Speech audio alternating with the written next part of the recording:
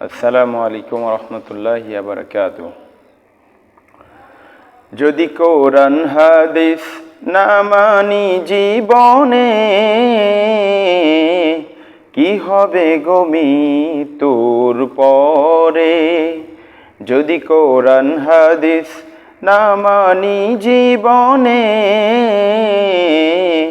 কি হবে গো মৃত্যুর পরে?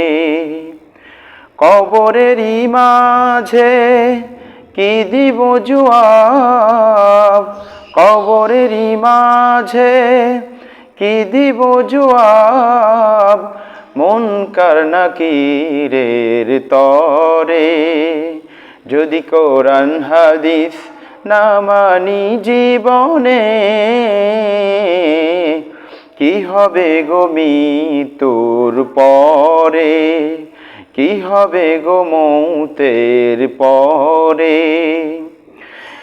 চার মাযহাবকে ফরজ জেনেছি, এক মাযহাবের আমল করেছি। চার মাযহাবকে ফরজ জেনেছি, এক মাযহাবের আমল করেছি। কোরআন হাদিসের দিকে দেখিনি তো ফিরে, কি হবে গো মৃত্যুর পরে? কি হবে গো মৃত্যুর পরে? যদি কোরআন হাদিস না মানি জীবনে, কি হবে গো মৃত্যুর পরে? কি হবে গো মৌতের পরে? একসাথে 3 তালাক দিলাম, তওবা করে বউ ঘরে নিলাম।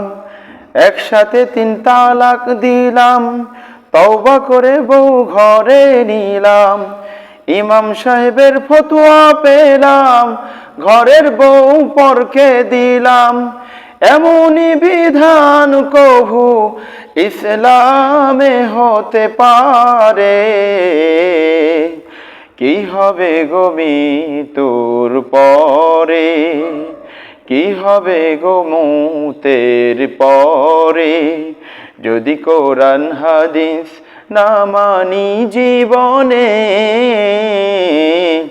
কি হবে গো মৃত্যুর পরে? কবরেরই মাঝে কি দিব জবাব, কবরেরই মাঝে কি দিব জবাব, মুনকার নাকিরের তরে। যদি কোরআন হাদিস না মানি জীবনে, কি হবে গো মৃত্যুর পরে? কি হবে গো মোদের জীবনে? কি হবে গো মোদের জীবনে?